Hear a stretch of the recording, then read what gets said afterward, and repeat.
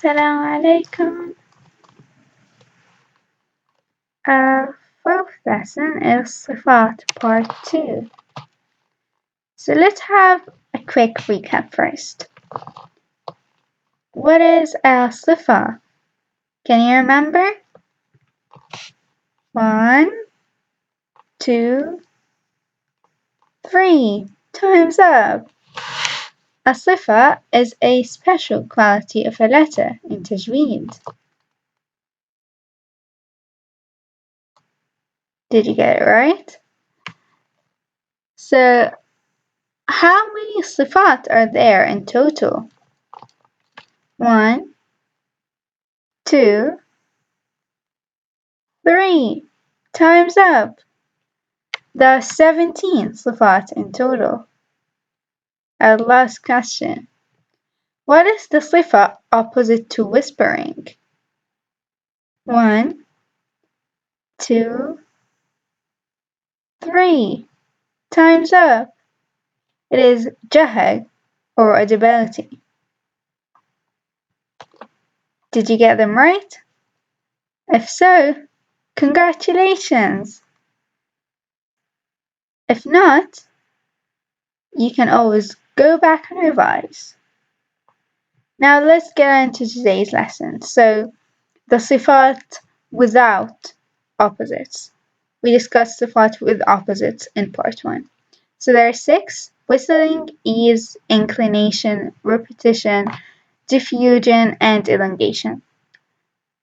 But wait, they should be 7.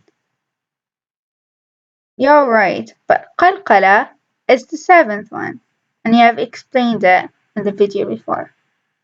Now the first one is whistling, and it's literally that, whistling. A sound emerging from between the tip of the tongue and the upper central incisors. Just like a whistling sound, so the letters of it are sin, sad, and za.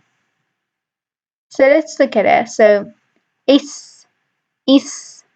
This snake sound is called whistling.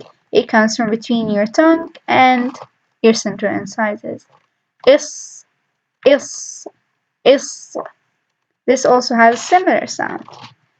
And we also have is. That's more of a buzzing sound, but it still counts as whistling because the parts responsible for it are the tip of the tongue and the incisors. The second one is ease. Its pronunciation without exertion or force. It's literally just easy to pronounce.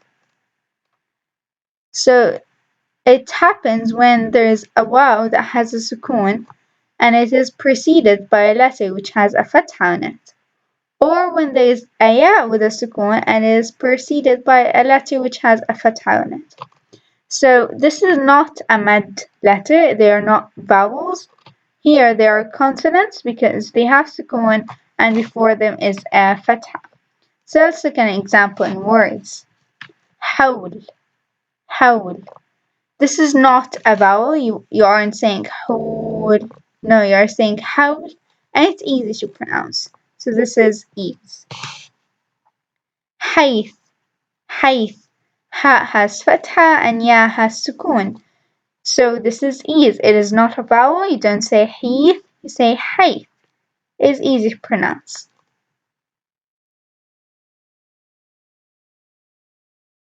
And then we have inclination. Inclination is the inclination of a letter towards the makhraj of another letter. So the letter comes out from its makhraj, but then it's inclined towards another makhraj. So there are only 2 letters for this, which are ra and lam. For lam, the makhraj are the edges of the tongue, but it is inclined towards the tip of the tongue. So when you say il, the sound mainly comes from the edges, but does have a slight inclination towards the tip of the tongue. Also with ra, the makhraj is the upper part of the tip of the tongue. It's inclined towards the makhraj of lam, which is, as you know, the edges of the tongue. As I said, I'm unable to pronounce this one, But if you're pronouncing it correctly, you should feel the sound comes out mainly, from the upper part of the tip of the tongue, but it goes towards the edge of the tongue. And then we have repetition, which is the tendency to roll the letter R. Ra here. So rolling your R's, literally. So the weird thing about this is that it's actually something that needs to be avoided. So it's not a slipper that, R should be repeated, it should be avoided to make the R repeat and repeat and repeat. How to achieve it the right way? It's by controlling your tongue so that the R's don't roll and vibrate, you just get one clear one. And then we have diffusion. It's the spreading of the sound, so the spreading of air through the mouth, and it's a characteristic of only one letter, which is sheen. So when you say ish, ish, ish, the sound is spreading all throughout your mouth, all the way through your tongue. Ish, ish.